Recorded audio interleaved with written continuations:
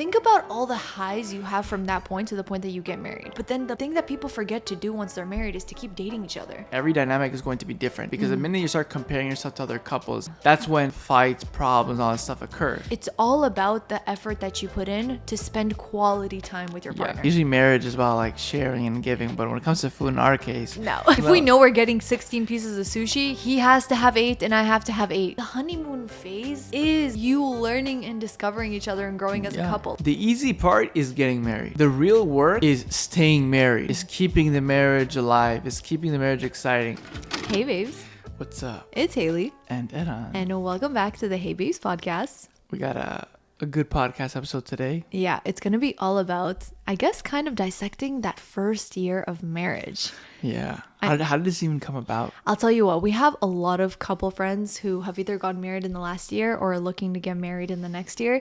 And it really got me now on thinking that we're like the only couple that has been married for quite a bit of time. Over 5+ years. Yeah, like this month we're actually going to be celebrating our 6th year wedding anniversary. That's actually insane to think about.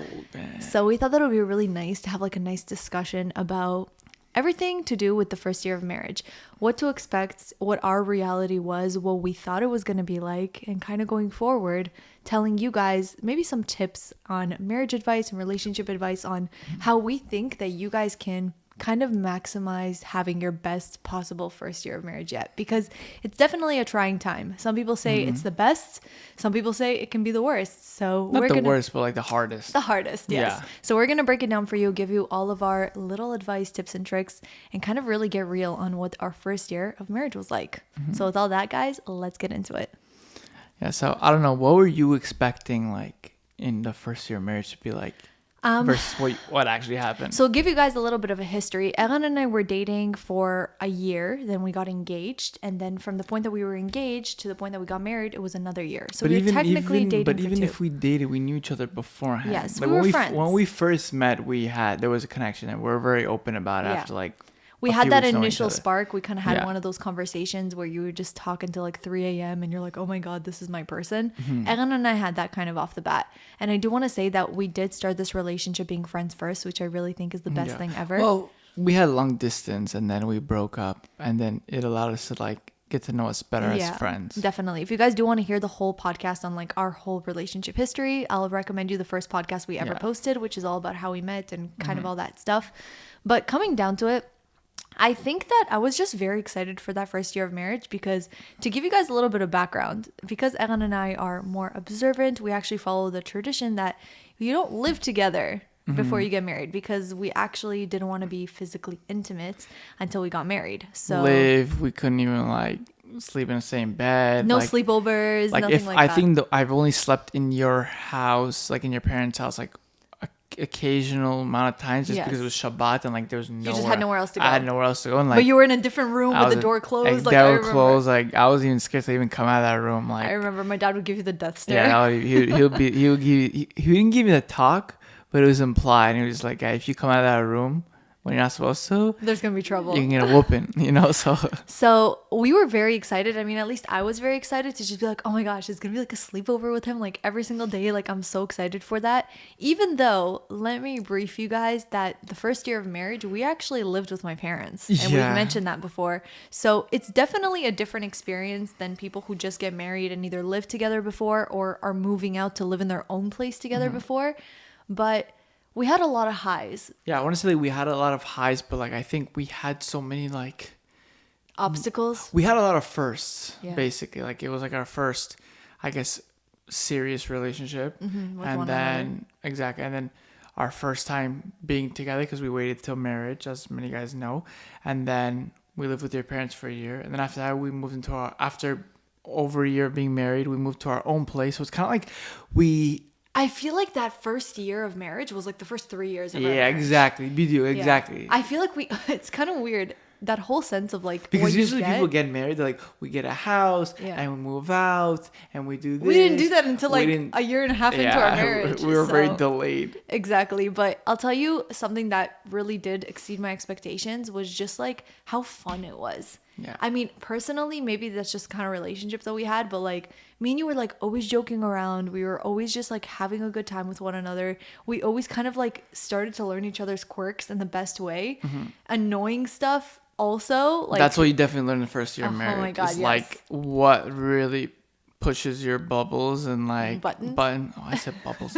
pushes your buttons. You kind of like see like certain traits that the other person has, and you're just like, oh wow, I didn't know that about her. So that's the thing. A lot of people who live with their person before can kind of like get to know all of these like habits, but for us, everything was just so new. Yeah. So I was able to see like what kind of mood are you when you wake up in the morning? Like how often do you eat? How do you like to have your meals? When do you like to have alone time? And when do you want to like spend time with me? Like it was all of these things that we were kind of discovering with one another that I feel like is what made the relationship like flourish and grow so much. And I think that's why so many people who lived together before, obviously like no judgment to anybody who decides to do like what they want to do, I just actually love the fact that we got to know each other once we got married, because we already had that foundation of like, okay, we're married, we got to make this work. How do we mesh together? Not even that. I think we just also had like a clear, because again, when we were dating, like in general, like within Judaism and the Jewish world and everything, and many religions also,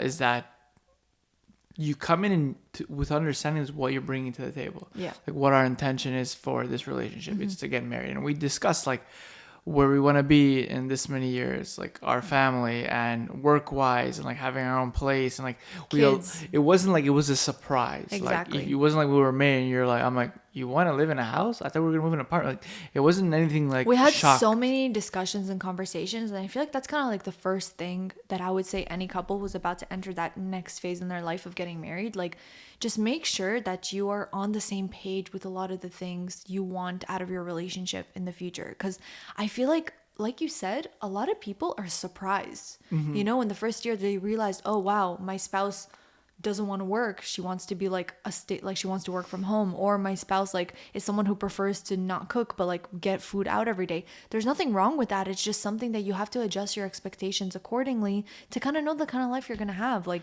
are you going to want to bring children into the world right away, or is that something you want to wait for?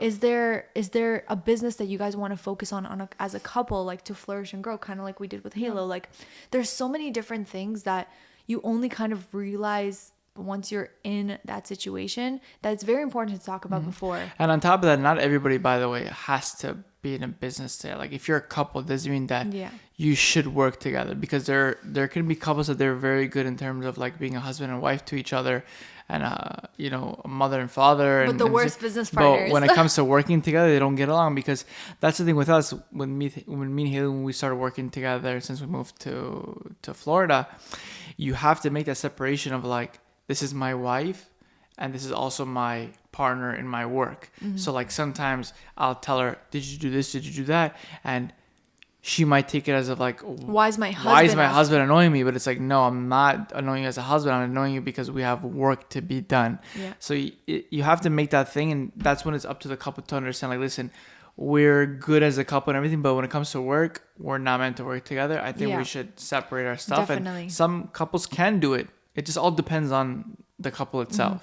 But in the first year of marriage in general, if I was to ask you, how did you expect that first year of marriage to go? Did it exceed your expectations? Was it different than what you thought? I honestly thought it was just going to be the same way when we were dating.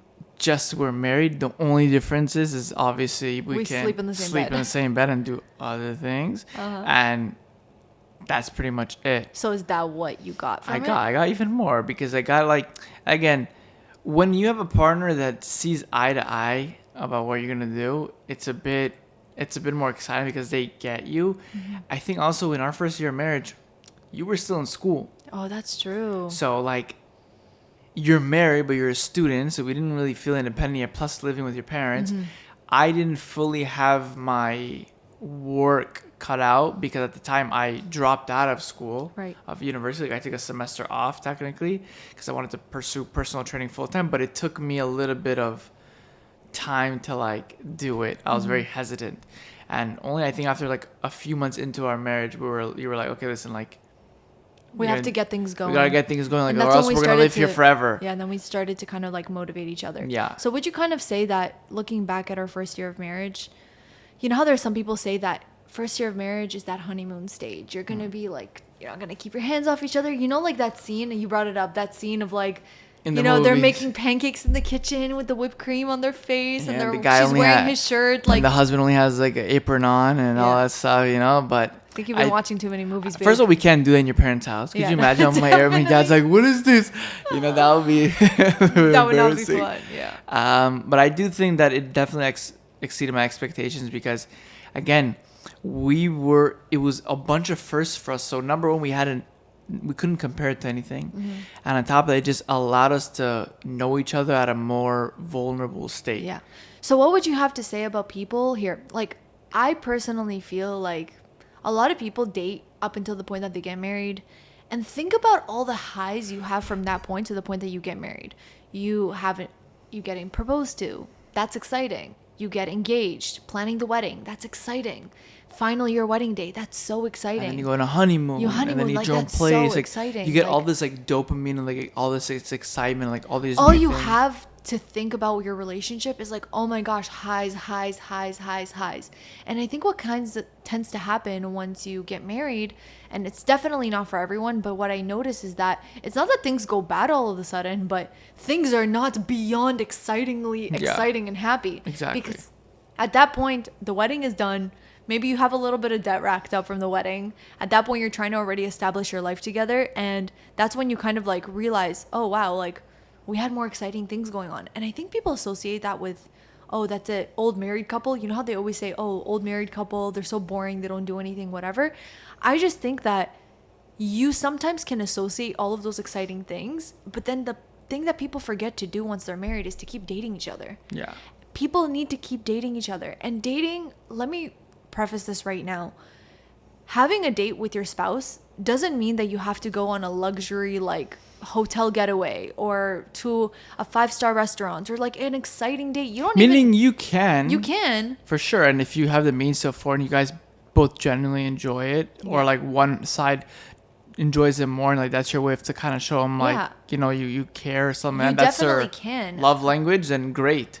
But at that point though, you really have to tell yourself it's all about the effort that you put in to spend quality time with your partner.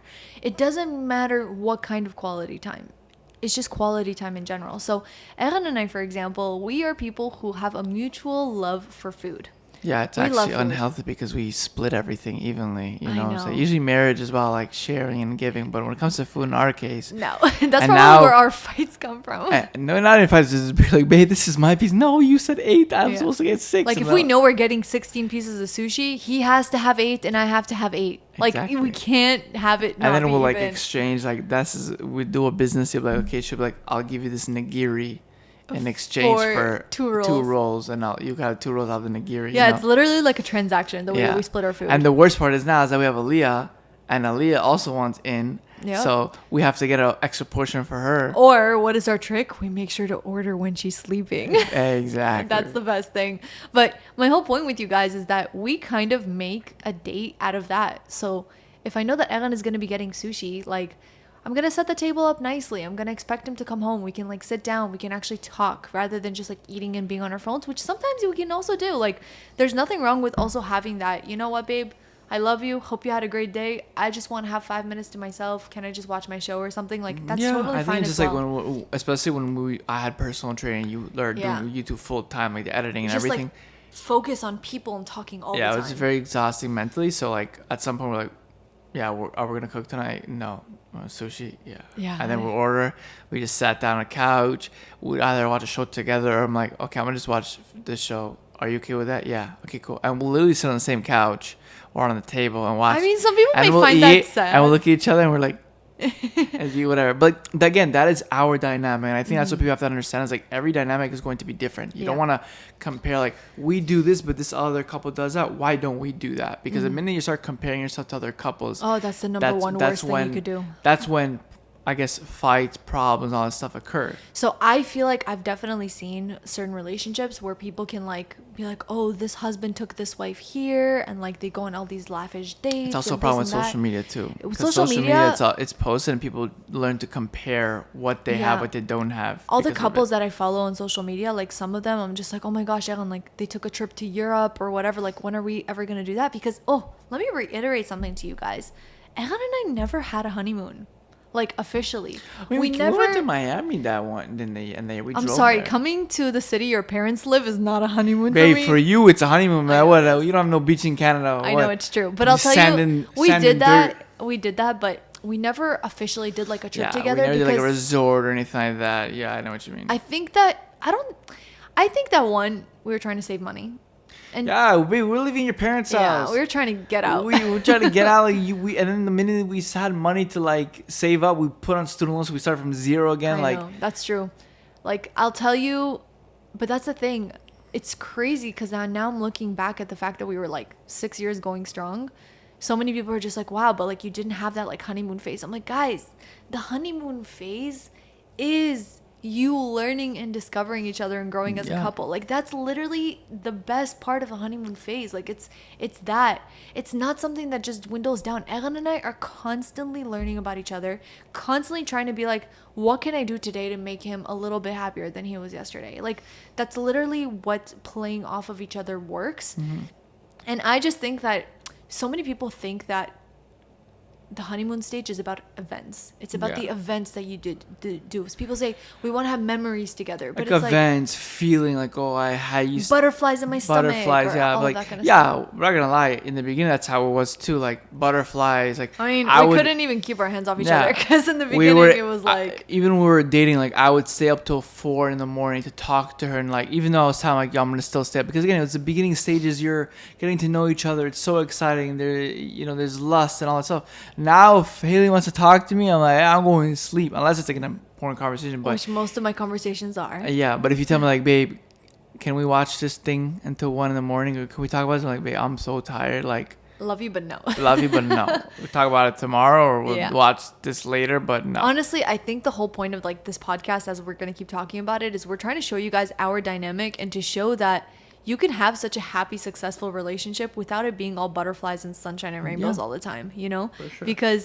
But at the same time, I know that there are some people that kind of have this habit that if somebody asks for relationship advice, or how there's some people who told us like when we were pregnant, they're like, oh my God, like this is going to be the last time you're going to sleep, so enjoy your sleep. Like they're kind of already telling us all the challenges and difficulties we're going to have.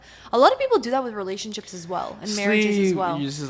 Like all your like being intimate is going to be very minimal, whatever. Yeah, people are like, oh, you're only going to do it like once a week or once every couple of weeks. You're going to be too tired all the time. Or even people are going to say you're going to fight all the time. It's your first time living together. You're going to see stuff about each other you really dislike. And like, Erin and I are very much the kind of people, correct me if I'm wrong, we like to go into things and take them at face value as we go through them. We didn't want to go into our marriage already being like, okay, Erin, like we already have to realize like, don't come in looking for like already like what's gonna like what were the things we were saying that we're gonna like agitate you or mess it up. What is he doing that's gonna piss me off? Like what is it? Like don't look for those things because it's so easy to find them and everybody has those flaws. I have so many things about myself. You have to go on me and go into yourself. Nah, yeah, he has. I have. Yeah, I mean, it's okay. I have to pull back a little bit, Nah, it's okay. We both have equal amount, more or less. But I think in the end of the day, the whole point is to understand each other and see like what this person has, what this person doesn't have. Is it something that they're going to improve on? Can they improve on it? Or is this just them? You have to accept it. Like Haley, for example, she's a messy person. She's going to throw her clothes everywhere. It's literally going to be like on one side. We have 2 sinks. All right. Oh, Women's like house have 2 sinks in our bathroom. Okay. One side is mine, one side is hers. And a week into living, 2 weeks into living in this house, all her sink is like a mess with clothes in the sink, makeup, I don't use that sink this and that. And she just transitions to mine. I'm like, babe, this is my sink. My stuff has clothes in it. I'm like, so take it out, fold it. She's like, I will, but can I just be here for that? Like, sure. Then it just, you let it slide. Now I'm in a completely different bathroom. Like, I'm in the bathroom, like outside the room already, but yeah. Again, does it bother me sometimes? Yes. But like, am I Is it grounds for being like, I'm really angry at her? Yeah, mad there at is her? certain things I'm like, babe, this is like, okay, you need to do this. Like, this, don't do that. Like, come on. And she'll be like, this, I know it pisses you off. Like, it annoys you. Like, I'm going to try my best to not do it. Yeah. But if there's anything I could say, it's all about the approach of how you say it. Especially in the first year of marriage, you're going to notice that you're going to have so many things that around the house that they do or they don't do that really bug you, Whether it be Eran and how he puts stuff in the sink after he eats like schnitzel with a bunch of sauce and he like leaves the sauce on the plate. And I'm like, why can't you just turn on the hose and just rinse the plate so the sauce doesn't dry and stick on the plate? Like everybody's got those things, but it's all about the approach. At least my dishes had some in the sink. Yours is still on the table. You're really coming for me today. Everyone's like, is this some marriage advice? Is this going to be like first year marriage or a roast? Yeah, it's kind of a roast. I'm serious. Right? That's our dynamic. We like to piss each other off. Yeah, because it's exciting. It's fun. It's and tease each other. We just like to tease each other. That's always been our relationship. Yeah. From the start, we just tease each other. Obviously, we don't cross the line with certain things, but like we just always tease each other. Yeah. And it keeps the marriage alive. It keeps it spicy. Yeah. Not saying that you guys need to do that too, but like that is our dynamic. That's how we roll. That's just how our set. That's how we roll. I don't know why that was the first word that came up. Okay, well, I'll tell you this. If anything, like I said, it's all about the approach. What not to do is being like, Eran, every single time you do this, you always put the stuff in the sink. Da, da, da, da. Like, just kind of coming at them as an attack. Yeah. Instead, you come at them as, why is this something that's bothering you? And as your partner, they obviously want to make your life easier. So come to the argument in a way of, this is something that will make my life easier. So instead, I would say, Eran, thank you for putting your dish in the sink. But sometimes when I wash the dishes and the sauce dries, it's really, really hard for me to wash it. So do you mind to just like rinse off the sauce before you leave, like the plate in there? That's it. Saying the exact same thing. Yeah. Just the way in a different approach, Yeah. So I think that's the biggest thing too, is like, because especially in the first year, you are getting to know each other. You're finding out different things about each other. You don't want to go into it of like, oh my gosh, what did I do? What did I marry? Like, I didn't know this about this person. I didn't know that about this person. Like, get to know them, get understanding of like why they are a certain way. Like me, straight up, when we got married, I grew up in a household where I didn't do much around the house. Like, didn't do anything. I did things, Dave. I took out the garbage. I vacuumed once in a while, like certain things. But like, I didn't do like. I think that my laundry. My mom never. I didn't have the responsibility. I never did my laundry. Your mom was a stay-at-home mom. Exactly. She took care of all of that. So I didn't know that. So not that I wouldn't want to do it. I just never learned it until when I got married and stuff, or even before I got married. Like I learned how to live on my own. And Haley's like, you're going to unload the dishwasher. You're going to vacuum. And I'm like, well, I never did that before. She's like, okay, well now you will. And now you'll learn. Yeah. And now there's just certain things I just will not do. Like no matter what, like dishes, unless I wash it on the spot, I'm not touching it. You get grossed out by it. I get grossed out. I'm like, I'll take it when it's clean and I'll put it back, but I'm not doing that. So we have a dynamic that we were able to figure out in that first year, that instead of trying to make someone do something that they hate, make them responsible for doing things that they love. So not love, but can at least, suffer through. Yeah. And that's a good thing for even work in general, even with your work and your job. Like instead of giving yourself a task or do things that you are dreading to do, maybe do things that you enjoy doing and then give somebody else a job that's when you delegate to someone else. Exactly. So for example, I used to love editing my own videos, and over time I just started to realize that I much prefer to put my time in something else, so I delegated that to somebody else. Same thing with Eran. I know already that there are certain things. He likes a clean house. He knows that to get a clean house, we both have to have certain responsibilities to get to that point. We want to split that up evenly. I'm not going to make him do things that he hates, especially if it's things I don't mind doing myself. Not that I will never do things that I don't know. If I'm gone for a week, you're going to do the dishes. Sometimes I have to do it. I have no choice. Like if she's filming a video and like you're the only one who needs to be filming and I'm downstairs and the house is a mess, I'm not going to sit there and wait for you to come do certain things. Like, of course, I need to do something I don't like. In the end of the day, if I need to wash dishes, I will do it. I'm not going to just be stubborn and not do it. So the way that we were able to kind of work it out is I personally hate unloading the dishwasher for some reason. Because the dishes are already clean, I feel like unloading the dishwasher is like a useless chore because like the dishes are already clean, you know? So he unloads the dishwasher for me, and then I stuff it, I load it. I also feel like I kind of have amazing stacking skills when it comes to loading the dishwasher. Like if there was a dishwasher loading competition, I feel like I would be a champ at that, you know? My mom always used to praise me. She's like, well, maybe she actually just used to praise me because she just wanted me to do the dishes all the time. That's the biggest shit we tell Ali all the time. Like, good job, Ali. Put in the garbage. Good job. And she keeps wanting to do it. And she keeps doing it. That's how you train the kids to, you know, do chores. You know, going off of that, I actually think it's really important to also note, learn your partner's languages of love. And don't feel like this is something you only do during marriage. It's really good to do in the dating phase already.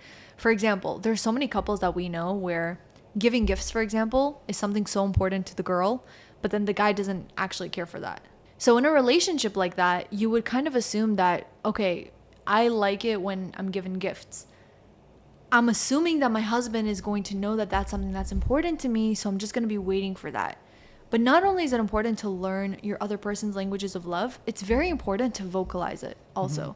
Because I think a lot of people just think, isn't it obvious? Doesn't he know that I want to go on crazy dates? But he doesn't. It's your first year marriage. Exactly. You're just trying to figure it out. Like, I think that there's so much stigma around people just being like, you guys have to kind of like figure out how to love each other and how to show each other's love, when it's not emphasized enough how you could just communicate what you want. If you want more gifts, tell your husband, I really appreciate it when you give me gifts. If you want to go out on more dates, or if you don't want to stay in, you want to go out on a activity date versus a dinner date, verbalize it. You literally have to communicate that, because sometimes that person may not know what's going inside your head, because yes, you're married, but you're not mind readers of one another. So as an example, Eran, I don't think this is the language of love, but he loves it when I cook for him. He genuinely loves it when he's fed, you know?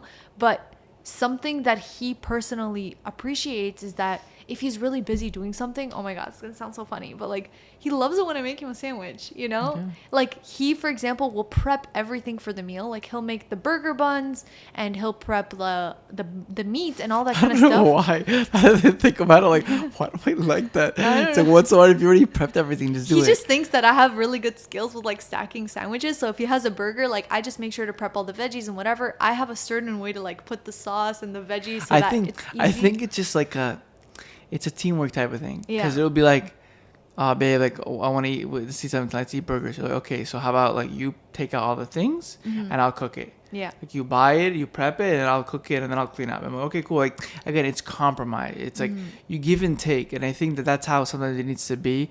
Obviously, in a situation, let's say like in our situation, we both work in the same business and we both work with each other, and therefore we have equal responsibility. Maybe a little bit more on Haley's side because she's more of the face of Haley's Court and all this stuff. So a lot of the companies speak to her, and she needs to be filming certain integrations and stuff like that. So a lot more time will be for her, and that leaves me with more free time. But in general, we're more equal. If, for instance, let's say Haley was working part-time and I was working full-time, or vice versa, and one of us was not home majority of the time, obviously the person that's home more will have a bit more responsibilities for the housewives. You know, it's not like, oh, you're this person, you need to do that. Or I'm working full-time, you need to be able to cook and clean whatever. I think it's so important to be able to play off of each other's strengths rather than, you know, think, oh, why am I home and all of this stuff isn't done? Like, put yourself in your partner's shoes. Like, what are their responsibilities for the day? If there's a task that you wanted done that's not done, what's the reason that it's done? For example, if Eran, like I said, communication, I think, is the most important thing. Yeah. And if Eran, for example, comes home one day and I can see that he's frustrated, we don't like to let it linger. Eran and I both sit down, we look each other in the eye, and we say, tell me what's wrong. And not only tell me what's wrong, what can I do to ease this off of you? What can I do to make this a little bit easier, to make your life a little bit easier? And he does that with me all the time. He can see when something's weighing on my heart and weighing on my shoulders, and he forces me to talk about it, because that's how you build your bond as a couple. Yeah. It's not overcoming crazy. People say like what strengthens a marriage is all the big barriers and stuff that you go through, but it doesn't always have to be like we have no money and we have no this and we're overcoming all of this stuff. People will encounter certain things of that matter, but I mean, we've had that, right, with infertility and not being able to afford our own place for a very long time. Like, but of course, a lot of the times it's just a matter of communications and getting to know each other. I think the first year of marriage is very, very crucial to talk a lot, communicate, not just in the beginning when you guys were just dating and then you were just talking a lot throughout until 2-3 in the morning, but when you're married, that's when it really matters to communicate, to understand one another, to understand why this person feels this way, what assumptions occurred. And when you don't speak, if it's one of those, hey, what's up, how's your day, cool, good, get, and then that's it, go to sleep, or you watch your show, you do your thing, you hang out with your boys, you're missing an opportunity to understand each other better and to connect. Sometimes we don't want to talk, but it's because we talked in the past that we understand, okay, this is when we have quiet time, we're comfortable with it. Exactly. Like, we don't need to. That's the thing. So many people say, oh, when you're sitting for dinner together, put your phones away so you always have that constant communication. Again, everybody's dynamic is different. Like Yaran said, and I love that you said that, because me and him have so much communication at certain points in our day, we know that sometimes it's okay for us to just be in each other's presence and be quiet. Like, we don't always need to be talking. Exactly. As long as we know that we're not keeping things. Doesn't mean that we don't have chemistry. Doesn't mean that we're not compatible, God forbid. It just means that we just want some quiet time. I know. When you have 2 kids and, you're in a space where you're constantly talking to people and you're in a space where you're communicating all these things, like we said, like we said in the past podcast, we have a certain social battery that we have, and sometimes it needs to be recharged. Exactly. And like I guess you were saying, yes, we have 2 kids and that, but again, we're focusing on the first year of marriage.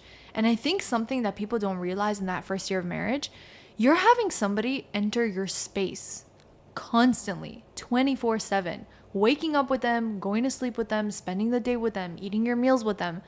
It's really important to take time for yourself. You don't need to be with each other 24/7. Like, Eran, I mean, bless his soul, sometimes he just tells me, here you go, babe, I got it. Whether we have kids or not, he always told me this. You seem like you had a stressful day today. Here are the car keys. We just had dinner. Maybe, like, go walk around in the mall or something. Yeah. He knows it's something that just, like, I need.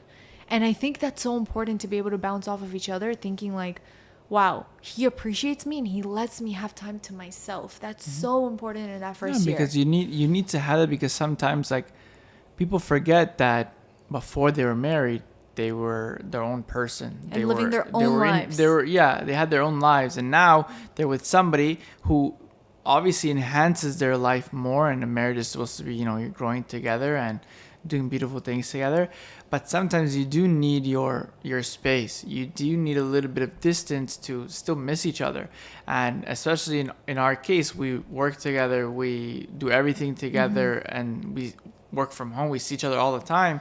It is very important to have that sort of separation a little bit, so we can miss each other and we can know each other a bit more and communicate a bit easier, instead of just like kind of like being agitated at each other. And so it's very important to give each other separation time, independent time, whether that's to see other friends, or even just what Haley does. She goes to Marshall's, she goes to Ross, just by herself at 9:00 at night.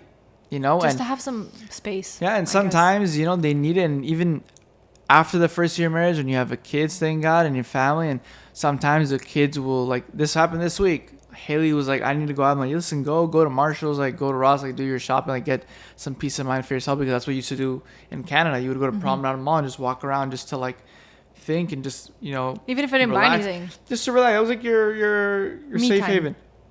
And so the kids were acting up. Leah was crying. Naomi was crying. And, like, she's asking me, like, how are the girls? I know if I message her and I tell her they're both crying hysterically, in the back of her head, she's going to be like, that's it. Every time I leave the house, this is what's going to happen. Or, like, I need to come home right now. I'm like, no, everything's okay. Like, one of them is crying, but they're fine. I made it like I had to take care of. When in reality, it was balagan, you saying here, like a mess. This girl's crying. She woke up, this one, I have to go give her a bottle. She had a bad dream. And it's like, oh my God, chaos. And then they finally both fell asleep. And only after she came home, I'm like, yeah, this is what happened, but I got to take care of it. It was all good, thank God. Because I know in the moment she would have freaked out. So playing off of that for one another, super important. And I guess just remind yourself that if your significant other wants some time alone, it's not a personal thing. Like, it's not personal to you, it's personal to them. It's just something that they need in that moment. And I think it's really, really important to be able to give each other that, but at the same time, if you're also someone who feels distant, if you're also someone who feels like I haven't had any quality time, sometimes like I feel like Erin and I were so into our work, I would just be like, Erin, I want eye contact. Yeah, eye contact. Okay, fine. And Enough. And I literally just want him to like just look at me, like look into my soul. I know, just so cheesy. Look into my soul. No, I don't actually say that, but I just want him to like look at me and just feel like we're actually seeing each other, you know? Yeah. But that's the thing, I'm verbalizing it. Like we've had some friends who have had like, I want to say like some arguments with their significant other because one person like words of affirmation is their language of love. The other person, it's acts of service, you know? You really have to learn what it is that makes the other person tick and kind of do your best to contribute to that. At the same time, verbalize what it is that you need. Verbalize it, guys. Communicate. Yeah. That's the one thing people are always scared to like, I don't want to feel need. I don't want him to think that I'm needy, that I want him to like take me out on a date. Like maybe he just thinks that like we could just chill and whatever. But if you want to be taken out on more dates, you're like, hubby, I want to be taken out on more dates. It's literally that simple. It's really that easy. And Haley's done that a lot of times. She says like I think out of the two of us, I don't really care to go out so much. I'm very much like a order me takeout. But you also have like more reasons to be out of the house. I know, but even then, even when I didn't go out of the house, it really doesn't matter. Yeah. Like, I just never cared. You're a little bit more of a homebody. I'm more of a homebody, exactly, and I don't feel the need because if I go out, it has to be like an occasion, or like we're gonna meet with some friends, like something else. For me, I'm like if we eat somewhere, why don't I go to the restaurant? We'll just order takeout. Yeah. Haley's like that too, but she enjoys more of like because she's home a lot of the time. Just a change of atmosphere. Exactly, just a change of atmosphere, and she'll literally tell me like, "Ed, I'm like, I feel so burnt out. Like, can we go out this week, please? I don't care how much it costs. I don't care how much the babysitter will be. I don't care where we go. I want to go out. I want to dress up, and I want to go this week. Make it happen."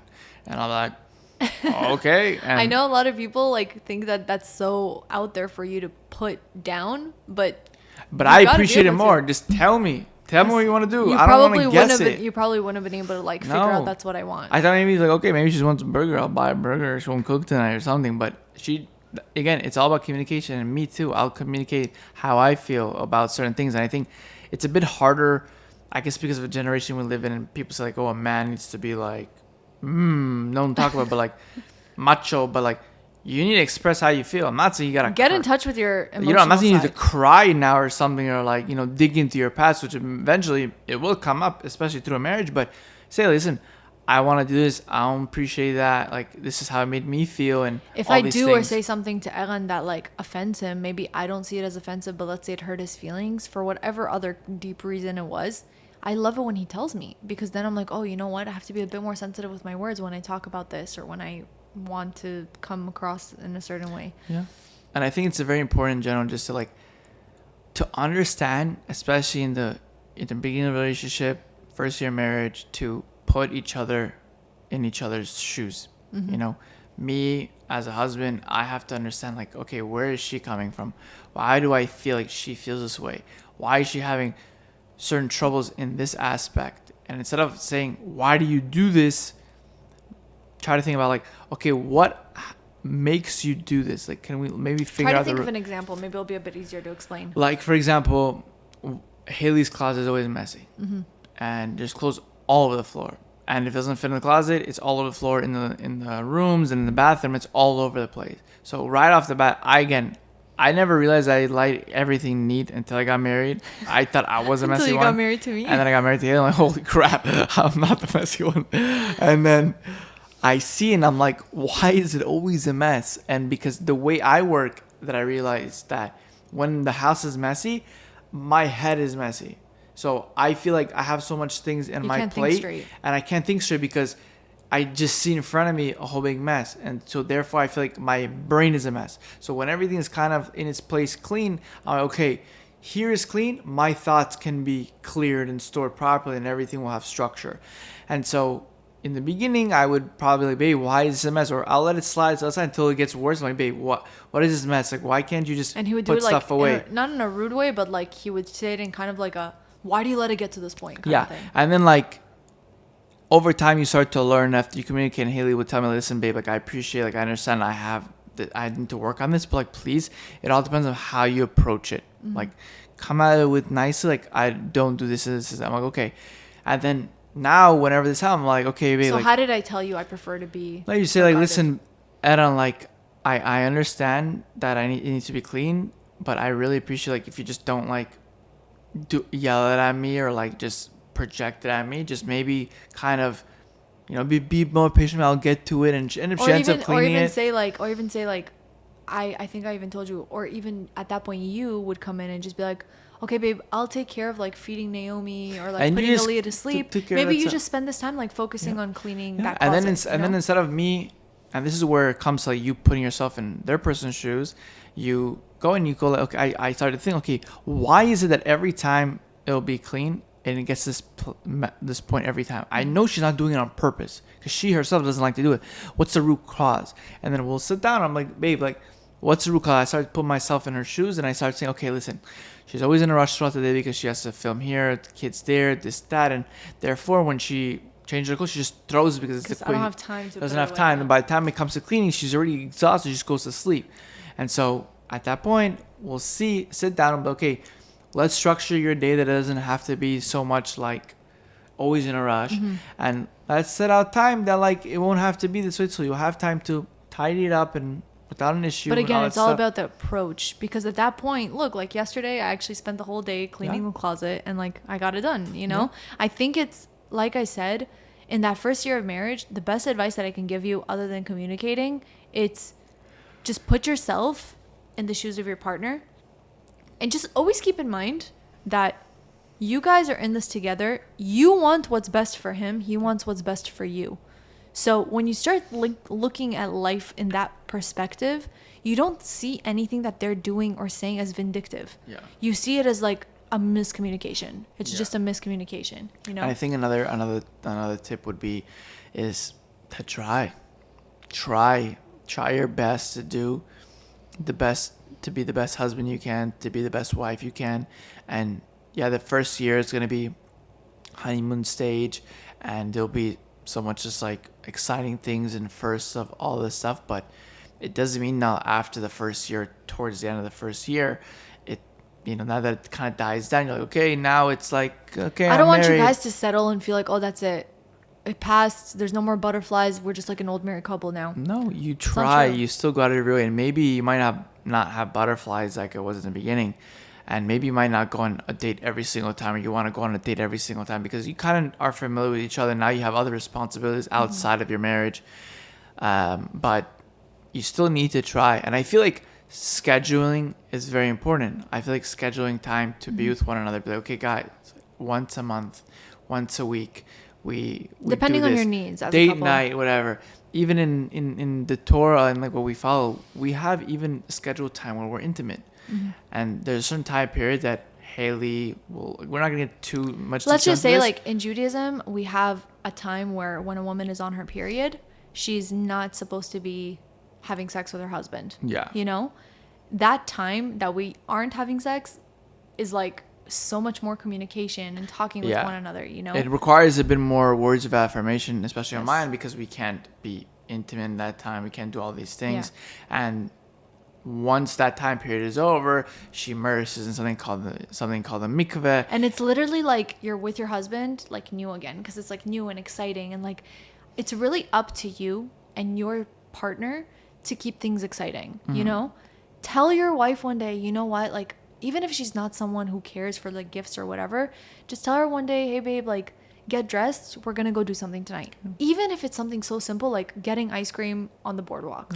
But sometimes it can be spontaneous. It's true. I mean, you're not spontaneous people. That's true. Mm-hmm. Like, as much as we try to be spontaneous, we have so much things in our plate, and I feel like I heard this in a podcast recently, but sometimes you need to schedule it in. Like, literally schedule it in, because if you're not gonna schedule it in, it's never gonna happen. So it'd be like this week, for example, we literally scheduled last week. We're like, on this day, at this time, we're going on a date.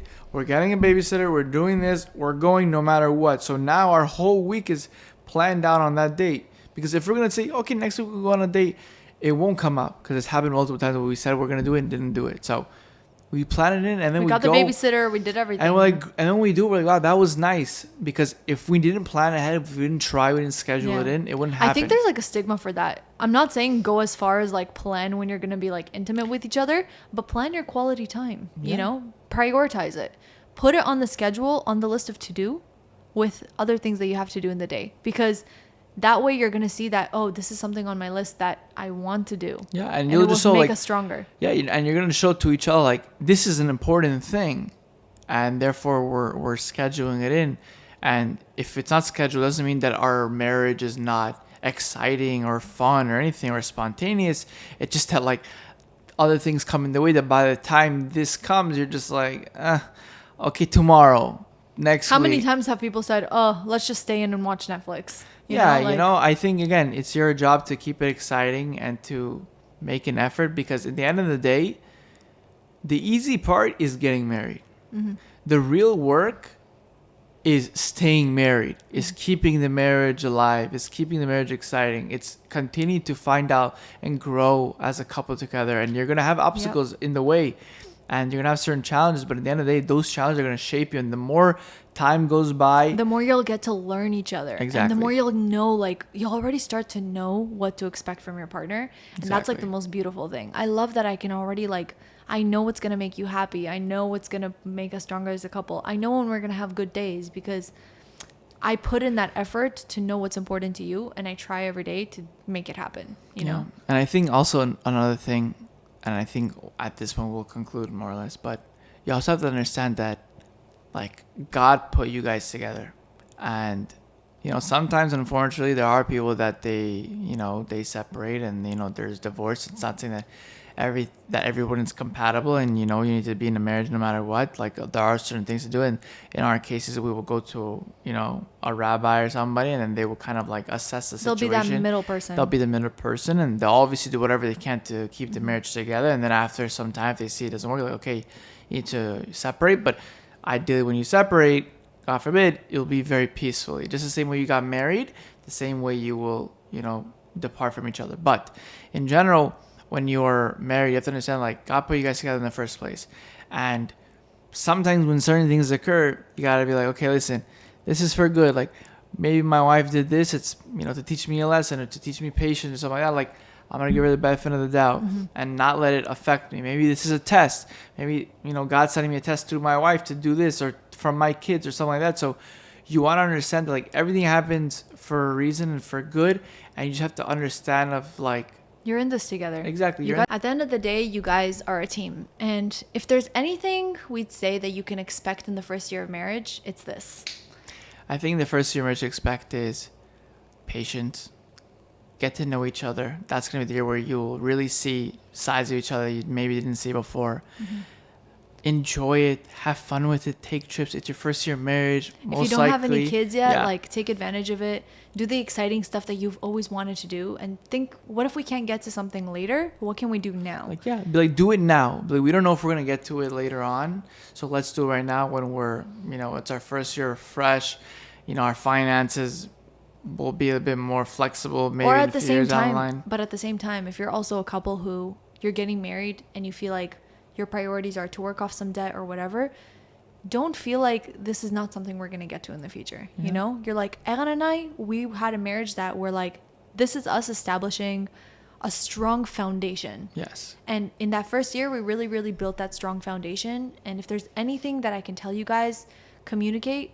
Your partner can't always read your mind. Tell them exactly what you want from them, and say it in a gracious and courteous way. Mm-hmm. And I think if you guys apply that to your everyday conversation, because think about it, what is marriage? It's literally conversation and communication and intimacy. But, like, that's literally the main pillars that are keeping a marriage strong. So there's that. And loyalty. Yes, definitely. No cheating up in here. No. But I hope that you guys enjoyed today's podcast.